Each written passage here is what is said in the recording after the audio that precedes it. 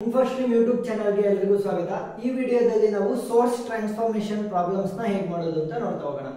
Source transformation ಮಾಡೋದಕ್ಕಿಂತ ಮುಂಚೆ ನಮಗೆ 5 ರೂಲ್ಸ್ ಗಳು ಗೊತ್ತಿರಬೇಕು. 5 ರೂಲ್ಸ್ ಗಳು ಹೇಗೆ ಅಂತಂದ್ರೆ, ವೋಲ್ಟೇಜ್ ಮತ್ತೆ ರೆಸಿಸ್ಟರ್ ಏನಾದ್ರೂ ಸೀರೀಸ್ ಅಲ್ಲಿ ಇದ್ರೆ ಅದನ್ನ ಹೇಗೆ ಬರೀಬೇಕು, ನಾವು ಕರೆಂಟ್ ನ ಯೂಸ್ ಮಾಡಬೇಕು. ಕರೆಂಟ್ ಯೂಸ್ ಮಾಡೋದಕ್ಕೆ ಏನ್ formula, V is equal to IR. ಈ ಫಾರ್ಮುಲಾ ಒಂದನ್ನ ನೆನಪಿಟ್ಕೊಳ್ಳಿ, ಯಾವುದು ಓಮ್ಸ್ ಲಾ. ಅದನ್ನ ಯೂಸ್ ಮಾಡ್ಕೊಂಡು ನೀವು ಹೇಗೆ ಬೇಕಾಗಿ ಚೇಂಜ್ ಮಾಡಬಹುದು. ಇಲ್ಲಿ V ವ್ಯಾಲ್ಯೂ ಗೊತ್ತಿದೆ, R ವ್ಯಾಲ್ಯೂ ಗೊತ್ತಿದೆ. ಏನ್ ಮಾಡಬಹುದು, ಕರೆಂಟ್ I ವ್ಯಾಲ್ಯೂನ ನಾವು ಕಂಡುಹಿಡಿಬಹುದು. I ಮತ್ತೆ R ರೀತಿ ಬರೀಬೇಕು. ಅದೇ ಏನಾದ್ರೂ ಈ ರೀತಿ ಕೊಟ್ಟಿದ್ರೆ, ಕರೆಂಟ್ ಮತ್ತೆ ರೆಸಿಸ್ಟರ್ ಎರಡು ಕೂಡ ಪ್ಯಾರಲಲ್ ಆಗಿದ್ರೆ ಏನ್ ಮಾಡಬೇಕು, ಅದನ್ನ ವೋಲ್ಟೇಜ್ ಮತ್ತೆ ರೆಸಿಸ್ಟೆನ್ಸ್ ನ ಸೀರೀಸ್ ಅಲ್ಲಿ ಬರೆಯೋ ರೀತಿ ಬರೀಬೇಕು. ನೆಕ್ಸ್ಟ್, ಎರಡು ಕರೆಂಟ್ ಸೋರ್ಸಸ್ಗಳು ಒಂದೇ ಡೈರೆಕ್ಷನ್ ಅಲ್ಲಿ ಇದ್ದರೆ ಏನ್ ಮಾಡಬೇಕು, ಅಡಿಷನ್ ಅನ್ನ ಮಾಡಬೇಕು. ಅದೇ ಎರಡು ಕರೆಂಟ್ ಸೋರ್ಸಸ್ಗಳು ಆಪೋಸಿಟ್ ಡೈರೆಕ್ಷನ್ ಅಲ್ಲಿ ಇದ್ರೆ ದೊಡ್ಡ ವ್ಯಾಲ್ಯೂ ಮತ್ತೆ ಮೈನಸ್ ಚಿಕ್ಕ ವ್ಯಾಲ್ಯೂ, ಅಂದ್ರೆ ಸಬ್ಸ್ಟ್ರಾಕ್ಷನ್ ಅನ್ನ ಮಾಡಬೇಕು. ಅದೇ ರೀತಿ ವೋಲ್ಟೇಜ್ ಸೋರ್ಸಸ್ಗಳು ನೋಡಿ, ಇಲ್ಲಿ ಪಾಸಿಟಿವ್ ನೆಗೆಟಿವ್, ಉದ್ದ ಇರೋ ಲೈನು ಪಾಸಿಟಿವ್, ಸಣ್ಣ ಇರೋ ಲೈನ್ ನೆಗೆಟಿವ್, ನೆಕ್ಸ್ಟ್ ಮತ್ತೆ ಪಾಸಿಟಿವ್ ನೆಗೆಟಿವ್, ಈ ರೀತಿ ಆಲ್ಟರ್ನೇಟಿವ್ ಆಗಿದ್ರೆ ಏನ್ ಮಾಡಬೇಕು, ಅಡಿಷನ್ ಅನ್ನ ಮಾಡಬೇಕು. ನೆಕ್ಸ್ಟ್, ಅದೇ ಏನಾದ್ರೂ ಲಾಂಗ್ ಲೈನ್ ಅಂದ್ರೆ ಪಾಸಿಟಿವ್ ಮತ್ತೆ ನೆಗೆಟಿವ್, ಇಲ್ಲಿ ಮತ್ತೆ ನೆಗೆಟಿವ್ ಬಂದಿದೆ ಪಾಸಿಟಿವ್, ಅಂದ್ರೆ ಆಲ್ಟರ್ನೇಟಿವ್ ಇಲ್ಲ ಅಂತ ಅಂದ್ರೆ ಏನ್ ಮಾಡಬೇಕು, ಮೈನಸ್ ಮಾಡಬೇಕು. ಈಗ ಈ ಪ್ರಾಬ್ಲಮ್ ನ ಸಾಲ್ವ್ ಮಾಡ್ತಾ ಬರೋಣ. ಫಸ್ಟ್ ಪಾರ್ಟ್ ನ ನೋಡಿ, ಏನಿದೆ, 5 ohm ರೆಸಿಸ್ಟೆನ್ಸ್, 2 ohm ರೆಸಿಸ್ಟೆನ್ಸ್ ಇದೆ. ಅವ್ರು ಏನ್ ಹೇಳಿದ್ದಾರೆ, find the current through the 4 ohm resistance. 4 ohm resistance ಎಲ್ಲಿ ಇದೆಯಪ್ಪ, 4 ohm ರೆಸಿಸ್ಟೆನ್ಸ್ ಇದಿದೆ. ಅದನ್ನ ಮುಟ್ಟಂಗಿಲ್ಲ ನೀವು, ಅದನ್ನ ಬಿಟ್ಟು ಇನ್ನು ಉಳಿದಿದ್ರಲ್ಲಿ ನೀವು ಆಟ ಅಷ್ಟೇ. ಈಗ 5 ಆಂಪಿಯರ್ ಕರೆಂಟ್ ಇದೆ, ಇಲ್ಲಿ 2 ohm ರೆಸಿಸ್ಟೆನ್ಸ್ ಇದೆ. ಅಂದ್ರೆ ಕರೆಂಟ್ ಮತ್ತೆ ರೆಸಿಸ್ಟೆನ್ಸ್ ಎರಡು ಕೂಡ ಪ್ಯಾರಲಲ್ ಇದೆ. ನಾವು ಯಾವ ರೀತಿ ಬರೀಬೇಕು, ವೋಲ್ಟೇಜ್ ಮತ್ತೆ ರೆಸಿಸ್ಟೆನ್ಸ್ ಸೀರೀಸ್ ಅಲ್ಲಿ ಬರೀಬೇಕು. V is equal to IR ಫಾರ್ಮುಲಾನ ಯೂಸ್ ಮಾಡ್ತಾ ಇದ್ದೀನಿ.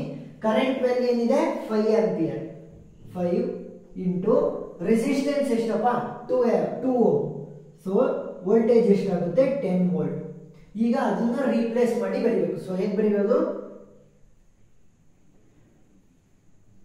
10 ohm 10 ವೋಲ್ಟ್ ಹಾಕಿದ್ವಾ.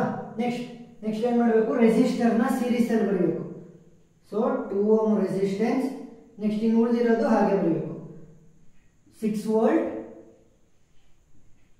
2 ಆಂಪಿಯರ್ ಮತ್ತೆ 4 ohm. ಈಗ ನೆಕ್ಸ್ಟ್ ನೋಡ್ತಾ ಬನ್ನಿ, 10 ohm. ಈಗ ನೆಕ್ಸ್ಟ್ ನೋಡ್ತಾ ಬನ್ನಿ, 10 ವೋಲ್ಟೇಜ್ ಇದೆ, ಇಲ್ಲಿ 6 ವೋಲ್ಟೇಜ್ ಇದೆ. ಪ್ಲಸ್ ಮೈನಸ್, ಲಾಂಗ್ ಇದ್ರೆ ಪ್ಲಸ್, ಶಾರ್ಟ್ ಇದ್ರೆ ಮೈನಸ್. ಪ್ಲಸ್ ಮೈನಸ್ ಇದೆ, ಪಾಸಿಟಿವ್ ಇಂದ ಪಾಸಿಟಿವ್, ಅಂದ್ರೆ ಆಲ್ಟರ್ನೇಟಿವ್ ಇಲ್ಲ ಅಲ್ವಾ. ನಮಗೇನಿದೆ, ಒಂದೇ ರೀತಿ ಇದೆ, ಮೈನಸ್ ಇರ್ಬೋದು, ಅದು ಪ್ಲಸ್ ಇರ್ಬೋದು. ಆಲ್ಟರ್ನೇಟಿವ್ ಬರ್ಬೇಕು ನನಗೆ, ಪ್ಲಸ್ ಮೈನಸ್ ಆ ರೀತಿ ಇದೆಯಾ, ಇಲ್ಲ. ಪ್ಲಸ್ ಆದ್ಮೇಲೆ ಮತ್ತೆ ಪ್ಲಸ್ ಬಂದಿದೆ. ಏನ್ ಮಾಡ್ತೀನಿ, ದೊಡ್ಡ ವ್ಯಾಲ್ಯೂ ಯಾವ್ದಪ್ಪ, 10. 10 minus 6 which is equal to 4. ಇವಾಗ ಏನ್ ಮಾಡ್ಬೇಕು, ಇವೆರಡರ ಜಾಗದಲ್ಲಿ ನಾವೇನಂತ ಬರೀಬೇಕು, 4 volts ನ ಬರೀಬೇಕು. 4 volts ನ ಬರೆದ್ರೆ ಹೇಗಾಗುತ್ತೆ, ದೊಡ್ಡದಿರೋ ಜಾಗದಲ್ಲಿ ಬರೀರಿ. 4 volts plus minus, next 2 ohm resistance ಹಾಗೆ ಉಳಿದಿದೆ. Next 2 ampere current, 4 ohm resistance, ಅದನ್ನ ಟಚ್ ಮಾಡಂಗಿಲ್ಲ ನಾವು. ಯಾಕೆ, ಅದು ಕ್ವಶನ್ ಅಲ್ಲಿ ಇರೋದು, ಅದಕ್ಕೆ ಕಂಡುಹಿಡಿಯಬೇಕಾಗಿರೋದ್ರಿಂದ ನಾವು ಟಚ್ ಮಾಡೋದಿಲ್ಲ. ನೆಕ್ಸ್ಟ್ ಏನ್ ಮಾಡೋದು, ಇಲ್ಲಿ ವೋಲ್ಟೇಜ್ ಇದೆ ಮತ್ತೆ ಕರೆಂಟ್ ಇದೆ. ಅದನ್ನ ಬಿಡಿ. ಈಗ ಒಬ್ಬೊಬ್ಬರಿಗೆ ಒಂದು ಕ್ವಶನ್ ಬರ್ತಿರುತ್ತೆ, ಏನು, ಇಲ್ಲಿ 5 ಆಂಪಿಯರ್ ಕರೆಂಟ್ ಇತ್ತು, ಇಲ್ಲೂ ಕೂಡ 5 ಆಂಪಿಯರ್ ಕರೆಂಟ್ ಇತ್ತು, ಎರಡು ಕೂಡ ಒಂದೇ ಡೈರೆಕ್ಷನ್ ಅಲ್ಲಿ ಹೋಗ್ತಿದೆ, ನೀನು ಅಡಿಷನ್ ಮಾಡ್ಬೋದಿತ್ತು ಅಲ್ವಾ. ನಾನು ಅಡಿಷನ್ ಮಾಡಕ್ಕಾಗಲ್ಲ. ಯಾಕೆ, ಎರಡು ಕರೆಂಟ್ ಸೋರ್ಸ್ ಗಳ ಮಧ್ಯೆ ಒಂದು ವೋಲ್ಟೇಜ್ ಸೋರ್ಸ್ ಇದೆ. ಮಧ್ಯೆ ಏನಾದ್ರೂ ಬೇರೆ ಸೋರ್ಸಸ್, ರೆಸಿಸ್ಟರ್ ಬಂದ್ರೆ ಪರವಾಗಿಲ್ಲ, ಏನಾಗಲ್ಲ. ಅದೇ ಏನಾದ್ರೂ ನಮಗೆ ವೋಲ್ಟೇಜ್ ಸೋರ್ಸ್ ಅಥವಾ ಕರೆಂಟ್ ಸೋರ್ಸ್ಗಳು, ಈಗ ಕರೆಂಟ್ ಸೋರ್ಸ್ ಇದ್ದಿದ್ದು ಮಧ್ಯದಲ್ಲಿ ವೋಲ್ಟೇಜ್ ಸೋರ್ಸ್ ಬಂದಿರೋದ್ರಿಂದ ಡಿಫ್ರೆಂಟ್ ಸೋರ್ಸ್ ಬಂತು. ಏನ್ ಮಾಡ್ಬೇಕು, ಅವಾಗ ಆ ರೀತಿ ಮಾಡಂಗಿಲ್ಲ. ಈಗ ನೆಕ್ಸ್ಟ್ ಏನು, 4 ವೋಲ್ಟ್ಸ್ ಇದೆ, ಇಲ್ಲಿ 2 ohm ರೆಸಿಸ್ಟೆನ್ಸ್ ಇದೆ. 4 volts 2 ohm ರೆಸಿಸ್ಟೆನ್ಸ್, ಅದನ್ನ ಯಾವ ರೀತಿ ಬರೀಬೇಕು, ಕರೆಂಟ್ ಮತ್ತೆ ರೆಸಿಸ್ಟರ್ ಪ್ಯಾರಲಲ್ ಇರೋ ರೀತಿ ಬರೀಬೇಕು. ಕರೆಂಟ್ ಎಷ್ಟಾಗುತ್ತೆ, V is equal to IR ಅಲ್ವಾ. I is equal to V by R. Voltage ಎಷ್ಟಪ್ಪ ಇರೋದು ನನಗೆ 4 volt divided by 2 ohm resistance which is equal to 2 current 2 ampere ಇರುತ್ತೆ. ಸೊ 2 ಆಂಪಿಯರ್ ಕರೆಂಟ್ ಹೆಂಗೆ ಹೋಗುತ್ತಪ್ಪ, ನೆಗೆಟಿವ್ ಇಂದ ಪಾಸಿಟಿವ್, ನೆಗೆಟಿವ್ ಮುಖಾಂತರ ಪಾಸಿಟಿವ್ ಅಂದ್ರೆ ಮೇಲ್ಗಡೆ ಡೈರೆಕ್ಷನ್. ನೆಕ್ಸ್ಟ್ ರೆಸಿಸ್ಟರ್ನ ಪ್ಯಾರಲಲ್ ಆಗಿ ಹಾಕಬೇಕು. ಇನ್ನು ಉಳಿದಿರೋಂಥ ಸೇಮ್ 2 ಆಂಪಿಯರ್ ಕರೆಂಟ್ ಇಲ್ಲೂ ಕೂಡ ಇದೆ. ನೆಕ್ಸ್ಟ್ ಕೊನೆಯದು ಯಾವುದು 4 ಓಮ್ ರೆಸಿಸ್ಟೆನ್ಸ್, ಅದನ್ನ ನಾನು ಮುಟ್ಟಂಗೆ ಇಲ್ಲ. ಇದೆಷ್ಟಿದು 2 ವೋಲ್ಟ್, ಇದು ಸಾರಿ 2 ಆಂಪಿಯರ್, 2 ಆಂಪಿಯರ್, ಇದು ಕೂಡ 2 ಆಂಪಿಯರ್. ಈಗ ನೋಡಿ ನಾನು ಏನು ಹೇಳಿದ್ದೆ, ಎರಡು ಸೋರ್ಸ್ಗಳ ಮಧ್ಯೆ ಡಿಫ್ರೆಂಟ್ ಸೋರ್ಸ್ ಬಂದ್ರೆ ನೀನು ಆ್ಯಡ್ ಮಾಡೋಂಗಿಲ್ಲ, ಸಬ್ಸ್ಟ್ರಾಕ್ಟ್ ಮಾಡೋಂಗಿಲ್ಲ. ಆದ್ರೆ ಇಲ್ಲೆಲ್ಲಾದ್ರೂ ಎರಡು ಕರೆಂಟ್ ಸೋರ್ಸ್ನ ಮಧ್ಯೆ ವೋಲ್ಟೇಜ್ ಸೋರ್ಸ್ ಇದೆಯಾ, ಇಲ್ಲ. ಸೊ ಇವಾಗ ಏನು ಮಾಡ್ಬೋದು, ನಾನು ಡೈರೆಕ್ಟ್ ಅಡಿಷನ್ ಮಾಡ್ಬೋದು. ಸೊ 2 + 2 ಏನಾಗುತ್ತೆ 4. ಸೊ ಕರೆಂಟ್ 4 ಆಂಪಿಯರ್, ನೆಕ್ಸ್ಟ್ ಒಂದು ರೆಸಿಸ್ಟೆನ್ಸ್ 2 ಓಮ್ ಮತ್ತೆ 4 ಓಮ್, ಇಷ್ಟು ಉಳಿತು. ಈಗ ಅಷ್ಟು ಜನ ಏನ್ ಮಾಡ್ಬಿಡ್ತಾರೆ, 2 ಓಮ್ ರೆಸಿಸ್ಟೆನ್ಸ್ ಇದೆ, ಇಲ್ಲಿ 4 ಓಮ್ ರೆಸಿಸ್ಟೆನ್ಸ್ ಇದೆ, ಎರಡು ಕೂಡ ಪ್ಯಾರಲಲ್ ಇದೆ. ಸೊ ಪ್ಯಾರಲಲ್ ರೆಸಿಸ್ಟೆನ್ಸ್ ನ ಹೇಗೆ ಫೈಂಡ್ ಮಾಡೋದು, ಆ ರೀತಿ ಫೈಂಡ್ ಮಾಡಿ ಇಟ್ಬಿಡ್ತಾರೆ. ನೋ, ನಾವು ಇಲ್ಲಿ ಏನ್ ಮಾಡ್ಬೇಕು ಅಂತಂದ್ರೆ ಕರೆಂಟ್ ಡಿವಿಷನ್ ರೂಲ್ ನ ಯೂಸ್ ಮಾಡಬೇಕು. So apply current division rule. So current division rule ಏನ್ ಹೇಳುತ್ತೆ, ಯಾವ್ದ್ರದ್ದು ಕರೆಂಟ್ ಬೇಕು, ಯಾವ್ದ್ರದ್ದು ಕರೆಂಟ್ ಬೇಕು ನನಗೆ 4 ಓಮ್ ರೆಸಿಸ್ಟೆನ್ಸ್ ಬೇಕು. ಸೊ ಫಾರ್ಮುಲಾ ತರ ಬರೆಯೋಣ first. Ix = I total. I total ಅಂದ್ರೇನು, ಈ ಸರ್ಕ್ಯೂಟ್ ನ ಮುಖಾಂತರ ಫ್ಲೋ ಆಗ್ತಿರುವಂತ ಟೋಟಲ್ ಕರೆಂಟ್ ಎಷ್ಟಪ್ಪ 4 ampere into resistance of opposite branch. Resistance of opposite branch ಅಂತಂದ್ರೇನು, ನಾವು ಯಾವ್ದಕ್ಕೆ ಕಂಡುಹಿಡಿತಾ ಇರೋದು 4 ಓಮ್ ರೆಸಿಸ್ಟೆನ್ಸ್ ಅಲ್ವಾ. ಸೊ ಅದರ ಆಪೋಸಿಟ್ ಯಾವ್ದಿರೋದು 2 ohm resistance. So 2 ohm resistance opposite branch ಆಗುತ್ತೆ, divided by resistance of the opposite branch plus resistance of the current branch. So resistance of current branch ಅಂದ್ರೇನು, ಕರೆಂಟ್ ಯಾವುದು ಕಂಡುಹಿಡಿಬೇಕಾಗಿರೋದು 4 ohm resistance. So final value ಏನಾಗುತ್ತೆ, ನನಗೆ ಬೇಕಾಗಿದ್ದು current ಈ 4 ohm resistance ಮುಖಾಂತರ ಹೋಗುವಂತ ಕರೆಂಟ್. ಸೊ ಅದನ್ನ Ix ಅಂತಾನೆ ಅನ್ಕೊಳ್ಳೋಣ, Ix. ನೆಕ್ಸ್ಟ್ ಇವಾಗ ಐ ಟೋಟಲ್ ಎಷ್ಟಿರೋದು 4 ampere into resistance of opposite branch ಎಷ್ಟು 2 divided by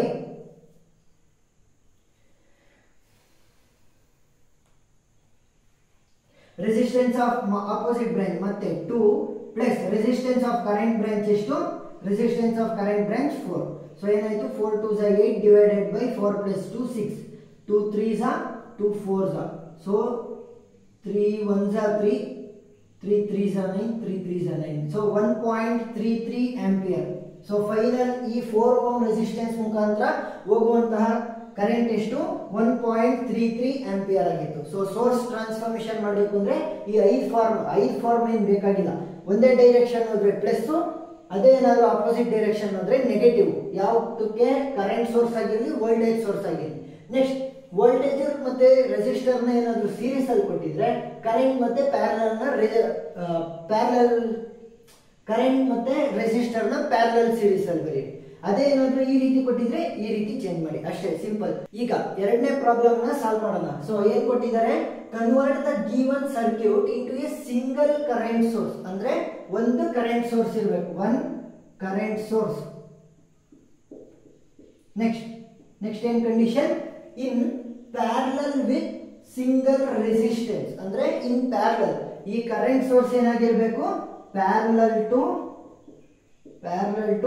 1 resistor. So 1 resistance source ಅಂದ್ರೆ ರೆಸಿಸ್ಟೆನ್ಸ್ ಪ್ರೊವೈಡ್ ಮಾಡೋದು ಒಂದು ರೆಸಿಸ್ಟರ್. ಸೊ ರೆಸಿಸ್ಟರ್ ಮತ್ತೆ ಕರೆಂಟ್ ಸೋರ್ಸ್ ಎರಡು ಕೂಡ ಪ್ಯಾರಲಲ್ ಆಗಿರ್ಬೇಕು. ಎಷ್ಟು ಸೋರ್ಸ್ ಇರಬೇಕು, ಒಂದು ಕರೆಂಟ್ ಸೋರ್ಸ್, ಒಂದು ರೆಸಿಸ್ಟೆನ್ಸ್. ಸೊ ಇದನ್ನ ಮಾಡ್ತಾ ಬರೋಣ. ಫಸ್ಟ್ ನೋಡಿ 10 ವೋಲ್ಟ್ 5 ಓಮ್ ಏನಾಗಿದೆ, ಸೀರೀಸ್ ಅಲ್ಲಿ ಇದೆ. ಸೊ ಸೀರೀಸ್ ಅಲ್ಲಿ ಇದ್ರೆ ಏನ್ ಮಾಡ್ಬೇಕು, ಅದನ್ನ ಕರೆಂಟ್ ವ್ಯಾಲ್ಯೂ ತಗೊಂಡು ಕರೆಂಟ್ ಮತ್ತೆ ರೆಸಿಸ್ಟರ್ ರೀತಿಲಿ ಪ್ಯಾರಲಲ್ ಆಗಿ ಬರಬೇಕು. ಈಗ ವೋಲ್ಟೇಜ್ ಎಷ್ಟಿರೋದು ಇಲ್ಲಿ 10 ವೋಲ್ಟ್. ನಮಗೆ ಗೊತ್ತಿರುವಂತ ಫಾರ್ಮುಲಾ ಏನು, V = IR. ಸೊ ವೋಲ್ಟೇಜ್ ಕೊಟ್ಟಿದ್ದಾರೆ, ಕರೆಂಟ್ ರೀತಿ ಮಾಡಬೇಕು. ಸೊ I = R ನ ಕೆಳಗಡೆ ತರ್ತೀನಿ, V/R which is equal to voltage 10 divided by resistance ಎಷ್ಟು 5. ಸೊ 10/5 ಅಂದ್ರೆ 2 ಆಂಪಿಯರ್ ಕರೆಂಟ್ ಇದೆ. ಸೊ ಇದನ್ನ ರೀರೈಟ್ ಮಾಡಬೇಕು. ಹೇಗೆ? 2 ampere current in parallel with ಯಾವ ರೆಸಿಸ್ಟೆನ್ಸ್? 5 ohm resistance. ನೆಕ್ಸ್ಟ್ ಇನ್ನು ಉಳಿದಿದ್ದನ್ನ ಸೇಮ್ ಬರೀರಿ, ಎ ಮತ್ತೆ ಬಿ ಮಧ್ಯ. ಸೊ 4 ಓಮ್ ಮತ್ತೆ 8 ಓಮ್. ಈಗ ಇವೆರಡನ್ನ ನೋಡಿ, ಏನು ರೆಸಿಸ್ಟೆನ್ಸ್ ಮತ್ತೆ ವೋಲ್ಟೇಜ್ ಮತ್ತೆ ಸೀರೀಸ್ ಅಲ್ಲಿ ಇದೆ, ಪ್ಯಾರಲಲ್ ಕನ್ವರ್ಟ್ ಮಾಡಬೇಕು. ಸೊ ಇವಾಗ ವೋಲ್ಟೇಜ್ ವ್ಯಾಲ್ಯೂ ಎಷ್ಟು? ವೋಲ್ಟೇಜ್ ವ್ಯಾಲ್ಯೂ ಸೊ 8 ಓಮ್ ಅಲ್ಲ, ಇದು 8 volts. So voltage value 8. Resistance ಎಷ್ಟಪ್ಪ? ರೆಸಿಸ್ಟೆನ್ಸ್ 4 ಓಮ್ ರೆಸಿಸ್ಟೆನ್ಸ್ ಅಂದ್ರೆ same 8 divided by 4 is 2 ampere. So ಇದನ್ನ ಹೇಗೆ ರೀರೈಟ್ ಮಾಡಬಹುದು ನಾವು? ಇನ್ನು ಹಿಂದ್ಗಡೆ ಇದ್ದಿದ್ದು ಹಾಗೆ ಸೇಮ್ ಬರೀರಿ. 2 ಆಂಪಿಯರ್ ಕರೆಂಟ್ ಇತ್ತು, ಅದರ ಪ್ಯಾರಲಲ್ ಆಗಿ 5 ಓಮ್ ರೆಸಿಸ್ಟೆನ್ಸ್ ಇತ್ತು. ಈಗ ಏನಾಗುತ್ತೆ? ಕರೆಂಟ್ ಎಷ್ಟು ಕಂಡು ಹಿಡಿದಿರೋದು? 2 ampere current. So 2 ampere current ಮತ್ತೆ ರೆಸಿಸ್ಟೆನ್ಸ್ ಯಾವ್ದಪ್ಪ? ರೆಸಿಸ್ಟೆನ್ಸ್ ಯೂಸ್ ಆಗಿರೋದು 4 ohm resistance. So point A ಮತ್ತೆ ಪಾಯಿಂಟ್ ಬಿ ಮಧ್ಯ. ಈಗ ನೋಡಿ ಎರಡನೇದು ಏನು? ಎರಡು ಕರೆಂಟ್ ಸೋರ್ಸಸ್ಗಳು ಒಂದೇ ಡೈರೆಕ್ಷನ್ ಅಲ್ಲಿ ಹೋಗ್ತಿದೆ, ಅವುಗಳ ಮಧ್ಯೆ ಏನಾದ್ರೂ ವೋಲ್ಟೇಜ್ ಸೋರ್ಸ್ ಇದೆಯಾ? ಇಲ್ಲ. ಸೊ ಏನ್ ಮಾಡ್ಬೋದು? ಡೈರೆಕ್ಟ್ ಅಡಿಷನ್ ಅನ್ನ ಮಾಡಬಹುದು.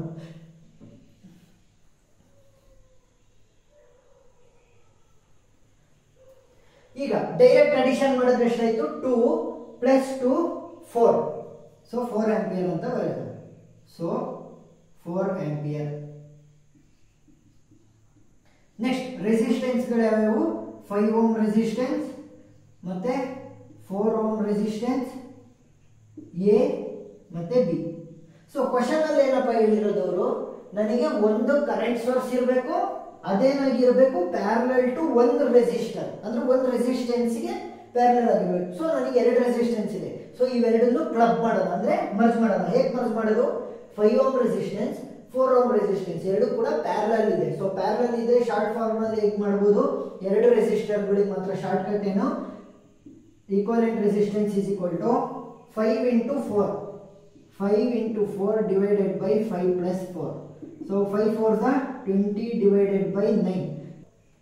20 ಡಿವೈಡೆಡ್ ಬೈ 9 ಅಂದ್ರೆ 2.22 ಓಮ್ ರೆಸಿಸ್ಟೆನ್ಸ್ ಅಲ್ವಾ, ಅದಕ್ಕೆ 2.22 ಓಮ್. ಸೊ ಇವೆರಡರ ಬದಲು ನಾನು ಹೇಗೆ ಬರಿಬಹುದು? ಇವೆರಡನ್ನು ಹೊಲಿಸ್ಬಿಟ್ಟು ಒಂದೇ ಒಂದು ಈಕ್ವಲೆಂಟ್ ರೆಸಿಸ್ಟೆನ್ಸ್ ಆಗಿ ಬರಿಬಹುದು. ಅದರ ವ್ಯಾಲ್ಯೂನು 2.22 ಓಮ್. ನೀವು ಇಲ್ಲೇ ನಿಲ್ಲಿಸಬೇಕು. ಯಾಕೆ? ಮುಂದೆ ಏನೋ ಫೈಂಡ್ ಮಾಡೋದಿಲ್ಲ. ಅವ್ರು ಹೇಳಿರೋದೇನು? ಒಂದು ಕರೆಂಟ್ ಸೋರ್ಸ್, ಒಂದು ರೆಸಿಸ್ಟೆನ್ಸ್, ಎರಡು ಕೂಡ ಪ್ಯಾರಲಲ್ ಇರಬೇಕು. ಯಾವ್ದ್ರ ಮಧ್ಯ? ಪಾಯಿಂಟ್ ಎ ಮತ್ತೆ ಪಾಯಿಂಟ್ ಬಿ ಮಧ್ಯ. ಸೊ ನೀವು ಅದನ್ನ ಪ್ರೂವ್ ಮಾಡಿದ್ದೀರಾ. ಸೊ ಸೋರ್ಸ್ ಟ್ರಾನ್ಸ್ಫಾರ್ಮೇಶನ್ ಪ್ರಾಬ್ಲಮ್ ಅರ್ಥ ಆಗಿದೆ ಅಂತ ಅನ್ಕೊಂತೀನಿ. ಏನಾದರೂ ಡೌಟ್ ಇದ್ರೆ ಕಮೆಂಟ್ ಸೆಕ್ಷನ್ ಅಲ್ಲಿ ತಿಳಿಸಿ. Thank you.